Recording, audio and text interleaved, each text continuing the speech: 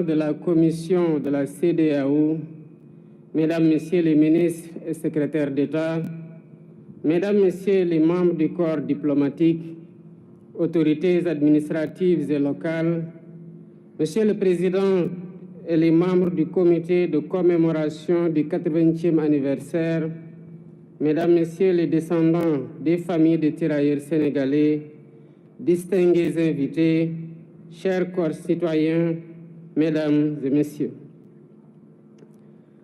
Avant tout propos, je voudrais vous remercier chaleureusement, mes chers frères présidents Ghazouani, Azali, Barrow, Embalo et Nguémon, d'avoir bien voulu rehausser de votre présence cette première édition de commémoration de l'histoire tragique qui s'est déroulée ici à Thiaroye il y a 80 ans maintenant, malgré vos agendas chargés.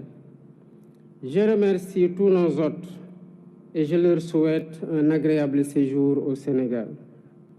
À travers vous, je salue vos peuples respectifs. Votre présence remarquée à nos côtés est le symbole fort de votre attachement à l'histoire que nous partageons. Grande est mon émotion en cette date et en ce lieu qui nous parle, où des héros africains sans défense, armés de courage, de dignité et de fraternité africaine, ont été froidement abattus. Il s'agissait là d'un massacre.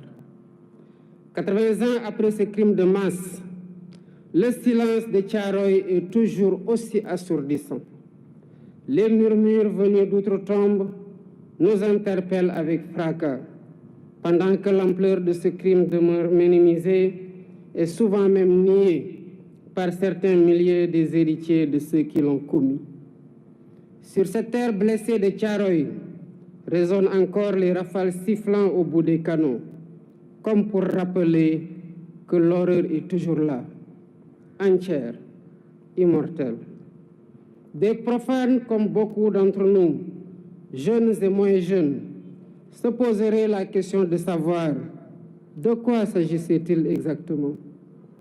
Tellement la chape de plomb était fermement posée depuis trop longtemps pour tenter de rayer cet épisode fâcheux de notre histoire. Il s'agissait d'Africains, en majorité arrachés à leur terroir contre leur gré, pour aller combattre au service de l'empire colonial français d'alors. Ils formaient le régiment des tirailleurs sénégalais. Ils venaient presque de tous les territoires coloniaux d'Afrique occidentale, équatoriale et de l'Est, devenus au moment des indépendances 17 pays. Ils étaient du Bénin, ils étaient du Burkina Faso, du Cameroun, des Comores, du Congo, de la Côte d'Ivoire, de Djibouti, du Gabon, de la Guinée, de Madagascar, de la République centrafricaine, du Sénégal, du Tchad et du Togo. Longtemps ignorés et banalisés, ces tirailleurs ont pourtant bravé les épreuves pour aller combattre très loin de chez eux.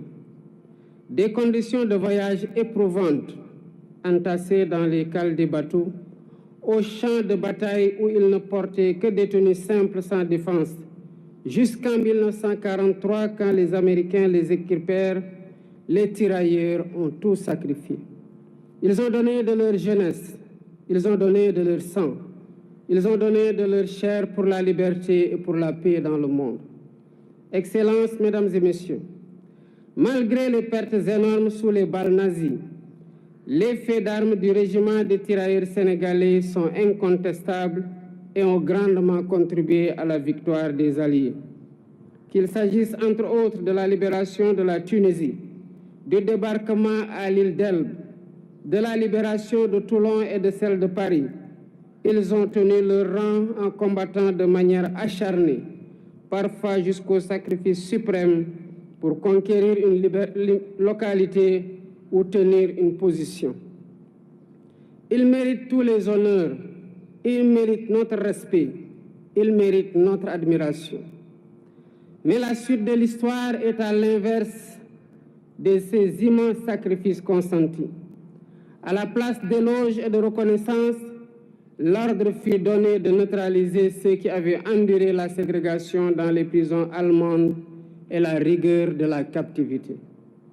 L'irréparable se produisit le 1er décembre 1944, ici à Thiaroye, quand le général Dagnan ordonna de tirer sur des innocents désarmés, dont le seul tort a été de réclamer le paiement de leurs indemnités, primes et autres, à dissuader d'autres et à perpétuer l'ordre colonial. Le crime fut commis et les faits sont incontestables. Voilà le sort qui a été réservé à certains qui ont contribué à écrire dans le sang et la sueur la glorieuse histoire de la libération. Aujourd'hui, par devoir de mémoire, de vérité et de justice, nous ne pouvons oublier l'horreur des exécutions sommaires ici au camp de Thiaroye. Il est impératif de rappeler l'histoire, toute l'histoire, sans trop de mémoire. C'est ce qui fonde l'essence universelle des valeurs de paix, de liberté et d'égale dignité attachées à la nature humaine. Excellences, Mesdames et Messieurs, toutes ces raisons ont renforcé notre conviction de commémorer l'anniversaire du massacre de Thiaroye pour, d'une part, rendre hommage aux victimes et graver leur mémoire dans notre conscience collective, et, d'autre part, jeter les bases de la restauration de la vérité historique en mettant fin à l'omerta sur cet épisode tragique, omerta voulu et entretenu par l'autorité coloniale. Ce faisant, il ne s'agira pas d'une porte ouverte pour susciter le ressentiment ni entretenir la colère et la haine. Non.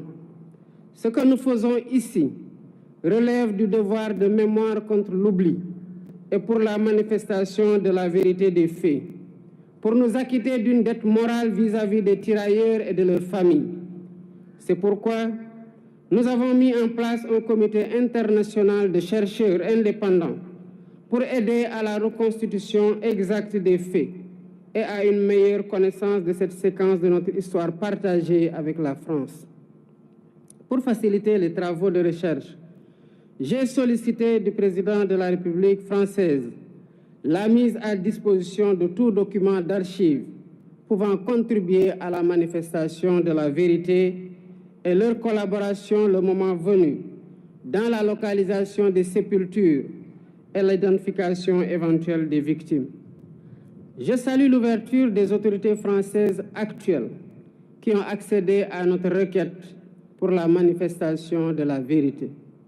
Ainsi, avant cette commémoration, des membres du Comité international de chercheurs se sont rendus en France et ont eu des séances de travail avec les autorités françaises et les responsables des sites où sont présumées gardées les archives manquantes. Les recherches se poursuivront après la commémoration. La France vient également de franchir un pas important dans la restauration de la vérité, grâce au président Emmanuel Macron, qui m'a adressé une lettre il y a 3 jours pour assumer que les événements de Thiaroye en 1944 ont abouti à un massacre. Je salue son courage moral.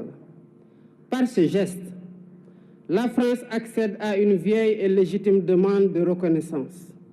Il s'agit d'une avancée appréciable dans le processus de réhabilitation de l'honneur et de la dignité des tirailleurs victimes, à la suite de la déclaration du président François Hollande au cimetière de Thiaroye le 30 novembre 2014, quand il saluait, je cite, « la mémoire d'hommes qui portaient l'uniforme français et sur lesquels la France avait retourné les fusils. » Toutefois, il reste encore beaucoup de zones d'ombre de cette histoire, notamment le nombre de tirailleurs exécutés. 2 rapports contradictoires des autorités coloniales parlent de 35 et 70 morts, pendant que d'autres témoignages évoquent des centaines de morts et de nombreux blessés. Les archives réclamées permettront, d'après les chercheurs, de savoir comment on en est véritablement arrivé à la tragédie de Thiaroye. d'avoir une lecture plus fidèle de l'état d'esprit des tirailleurs rapatriés, de leur nombre exact, de leur identité, de leurs origines, des lieux où ils sont enterrés, des épreuves endurées, des frustrations et humiliations subies, ainsi que du montant qui est dû à chacun. Ce travail est complexe. C'est pourquoi je lance un appel aux acteurs étatiques et non étatiques de tous les pays concernés, y compris la France, aux historiens et chercheurs de tous bords, afin de joindre nos efforts pour porter un regard lucide sur cet épisode sombre de notre histoire commune. Excellences, Mesdames et Messieurs, identifier les victimes et situer les responsabilités est essentiel pour ouvrir la voie à une réconciliation sincère. C'est l'occasion pour moi de rendre un vibrant hommage à tous les Africains et non-Africains qui se sont toujours battus pour que l'histoire des tirailleurs et du massacre de Thiaroye soit préservée de l'oubli et de la falsification.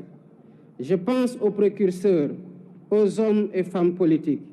Je pense aux intellectuels, écrivains, poètes, cinéastes, artistes. Je pense aux bonnes volontés, personnes physiques et morales. Sans la synergie de tous ces efforts, le combat pour la justice et la vérité n'aurait pas prospéré.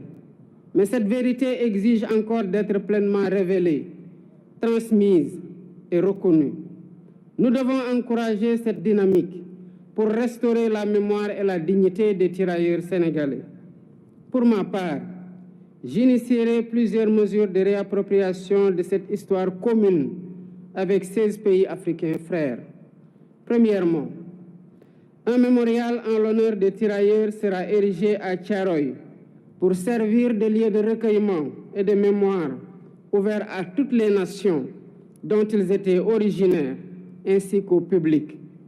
Deuxièmement, un centre de documentation et de recherche dédié aux tirailleurs sera érigé pour conserver la mémoire. Ce centre recueillera des archives, témoignages et récits, tout en soutenant la recherche et l'éducation autour de cette histoire partagée.